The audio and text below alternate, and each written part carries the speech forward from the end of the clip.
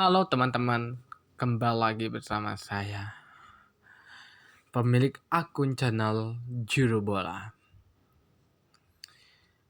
Oh iya, saya mau ngasih tahu kenapa saya agak lama dalam menerbitkan video baru ini. Sebelumnya saya mohon maaf jika teman-teman merasa bahwa saya tidak aktif lagi di dunia per YouTubean ini sebagai konten kreator. Saya memiliki banyak pekerjaan, terutama sebagai mahasiswa di tengah padatnya jadwal ujian yang kita tahu bikin kepala pusing, bikin kepala stres. Di tengah-tengah jadwal ujian itu saya membuat video ini. Sebelum-sebelumnya saya fokus ujian, tapi karena ini sudah mulai agak longgar, jadi video ini saya upload kembali, oke? Dan saya mengucapkan selamat Natal juga selamat tahun baru bagi kita semua. Walaupun memang terkesan telat, tapi ya setidaknya lebih baik telat daripada tidak sama sekali, iya kan? Nah, semoga melalui momen Natal dan tahun baru ini kita kembali memperbaharui resolusi kita, terutama di tahun 2021 ini yang bakal menghadirkan kejutan-kejutan baru. Kita tidak tahu apa, tapi semoga kejutan-kejutan yang baru itu adalah kejutan-kejutan yang positif tentu saja, bukan negatif. Oke? Nah, kebetulan karena ini adalah tahun baru, maka saya akan membuat suatu gebrakan baru pula. Bila biasanya kalian hanya mendengarkan melalui audio saja, ataupun kalian hanya bertatap muka dengan saya, kali ini saya akan mencoba memberi gebrakan baru, di mana gebrakannya itu adalah saya akan mereview ataupun juga mereact postingan-postingan di media sosial, terutama di Instagram saya ini yang berkaitan dengan sepak bola. Oke, jadi let's go to the video. Nah, kalau yang ini nggak perlu karena nggak berkaitan dengan sepak bola. Mulai lagi. Ini dia, kita disuguhkan dengan komedi yang baru lagi. Seperti yang kita ketahui bersama bahwa Liverpool berhadapan dengan Aston Villa di babak ketiga Piala FA. Nah, pada babak ketiga Piala FA,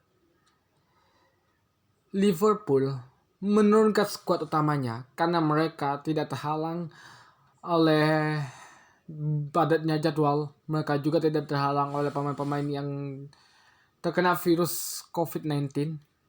Walaupun ya banyak juga pemain Liverpool yang cedera. Tapi itu bukan menjadi alasan. Tapi Aston Villa ini yang menarik. Pasalnya, Aston Villa ini mengonfirmasi bahwa 2 hari sebelumnya mereka bilang ke Eva gini, "Weh, kami gak bisa main lah. Mending kalian undur aja jadwal kami tuh. Gak bisa kan main." Tapi bilang Evanya ini, "Udah main aja kau sana. Urusan COVID-nya itu nanti ya kita pikirkan. Udah main aja kau." Gak bisa kayak gitu, dibilang pemilik Aston Villa kayak gitu sama pihak Eva ini. Kalau tuh dibilangnya lagi gini, kalau misalnya lupa dan tetap menyelenggarain laga ini, kan pakai skuad muda kami. Dan betul saja, Eva tetap menyelenggarakan dan mengadakan pertandingan antara Liverpool dan juga Aston Villa. Hasilnya apa? Aston Villa nulis skuad bocilnya. Dan bahkan kurasa rataan skuad AC Milan aja masih lebih tinggi dibandingkan dengan skuad Aston Villa ini. Rataan usia pemain-pemain AC Milan kalau nggak salah sekitar 24 sampai 25 tahun. Ini yang pemain tertingginya saja usia tertua itu 23 tahun. Bayangkan. Dan bayangkan saja kiper yang bermain di kubu Aston Villa ini yang menjadi starter itu adalah pemain ataupun kiper Ia berusia 17 tahun. Gila nggak tuh? Asalnya sudah bisa ditebak, dibantai setempat. Tapi kalau menurut saya pribadi ya, ini merupakan remontada. Pengulangan, deja vu. Karena apa? Karena Aston Villa dan Liverpool ini mengalami 2 pertandingan yang pernah saling bertemu, lebih tepatnya bertemu dengan situasi yang berbeda. Yang pertemuan pertama ini Liverpool menurunkan skuadnya yang kayak gini juga sebenarnya. U23 dibantailah sama si Aston Villa ini. Nah, di Piala FA pula, kalau salah itu terbabak keempat, terbabak ketiga itu. Tapi memang pada saat itu di Desember tahun 2019 kalau tidak salah saya. Nah, di saat itu Liverpool mengalami jadwal yang padat, dan bahkan saking padatnya laga antara Liverpool dengan Aston Villa pada saat itu berbenturan dengan jadwal Club World Cup atau Piala Dunia antar klub, di mana Liverpool wajib hadir juga di situ. Ya udah, jadi terpaksa diturunkan lah pemain-pemain usia di bawah 23 tahun ini. Hampir sama lah. Hasilnya Aston Villa menang telak 5-0. Gak main-main, 5-0. Nah, terus lanjut lagi kita ke pertandingan kedua yang mana Liverpool dan Aston Villa ini bertemu di Liga Primer. Liverpool pada saat itu cedera hebat memang semua. Virgil van Dijk gak bisa main, Alisson gak bisa main, siapa lagi? Pokoknya banyak lah. Sadio Mane juga. Tahu hasilnya apa? Dibantai juga. Dibantai habis-habisan. 7-2. Balas sekarang Liverpool bisa balas dendam. Itu pun balas dendamnya lawan bocil-bocil Aston Villa. Itu pun masih bisa juga dibobol. Walah. Masa Liverpool ini bisa pula lah kebobolan lawan bocil-bocil Aston Villa ini. Betul-betul gak bisa diduga. Kita lanjutkan ke slide selanjutnya atau gambar selanjutnya. Ini. Breaking news, Juventus mengonfirmasi bahwa Matthijs de Ligt dinyatakan positif COVID-19. Wow. Back sekaliber Matthijs de Ligt bisa ketularan COVID-19. Ini artinya apa? Bisa ditebak. I don't know, aku gak bisa nebak. Tapi pemain sehat seperti Matthijs de Ligt saja pun bisa kena. Apalagi kita. Ya. Jadi jangan bilang konspirasi global. Oke. Lanjut. Ini enggak. Tadi yang enggak. Sorry. Oh ini. Curhat Presiden Borneo FC klub Pontang Pantai Cadana bikin program finansial peserta Liga 1 2020 terancam setelah tidak ada kepastian tentang nasib kompetisi. Ini lagi hot-hotnya sebenarnya di pesepak bolaan Indonesia saat ini. Karena ya apa? PSSI sudah berusaha. PT Liga 1 baru pun sudah berusaha untuk menyelenggarakan pertandingan. Tapi kepolisian bilangnya nggak bisa.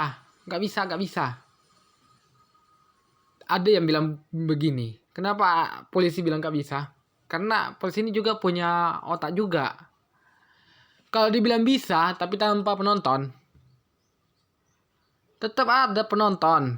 Tetap ada. Dan maka bisa tak terkawal polisi. Karena apa? Masyarakat Indonesia ini kan bandel-bandel semua. Tapi bukan bandel semua sih. Memang rata-rata bandel. Disuruh kita pakai masker waktu pas keluar rumah, tunggu ada polisi dulu baru pakai masker. Atau nggak usah pakai masker, disuruh kita pakai helm, tunggu ada polisi baru pakai helm. Tunggu ada polisi depan sana. Kalau udah ada polisi yang lagi nilang, udah, ayo semua pakai helm cepat. Termasuk ada adik kecil pun, bayi-bayi pun dipakein helm. Tapi kalau nggak ada polisi, kakek pun nyelonong aja terus, gaskan pakai kertas tray itu, nggak ditengoknya lagi ada polisi nggak tengoknya lagi ada lampu merah udah gaskannya aja terus. Kalau ada polisi kan gitu. Nah, itu juga dipikirkan polisi nih. Makanya itu. Kalau mau ada kompetisi, pihak klub seharusnya ya sosialisasikan lah. Dan juga berikanlah semacam sosialisasi gitu kepada kelompok supporter. Dan kelompok supporternya bilang juga jangan kalian kumpul-kumpul. Kalau mau kumpul-kumpul, ya minimal nongkrong-nongkrong di warkop gitulah. Pasang layar tancap itu. Kan gampang. Nontonlah situ kalian. Ketimbang ke stadion. Ketimbang gak ada tandingan. Nah, makanya itu juga. Tuh. Kita lanjutkan ya ke gambar berikutnya. Masih yang tadi sih sebenarnya ini. Tapi lucu kali kata-katanya. Dan lanjutannya FA Cup babak ketiga Liverpool perkosa Aston Villa. Udah lele. Gue salah buat kayak gitu kali. Lucu kali aku liatnya. Perkosa Aston Villa. Walah. Iya sih. Memang kalau Aston Villa lawan Liverpool ini tak kenapa bisa tandingannya imbang sama kuat. Gak tau lah. Lanjut lagi. Gak peduli. Ini dia. Ini ada berita terbaru juga dari bursa transfer ya. Kalau kalian ikuti bursa transfer musim panas yang lalu kan, kita tahu pemain wonderkid, pemain cilik bocil asal Atlanta itu, yaitu Amad Diallo, sebenarnya udah tanda tangan kontrak dengan Manchester United. Tak kenapa MU ini ngebet kali sama pemain bocil ini. Padahal dia gak sering kali main. Dia gak sering cetak gol. Gak ada golnya itu. Walah. Kurasa kalau lawan Jesse Lingard pun Jesse Lingard menang itu. Kalau seandainya tanding 1 lawan 1, Jesse Lingard cetak 5 gol, dia gak ada cetak apapun. Dikolongi Jesse Lingard terus.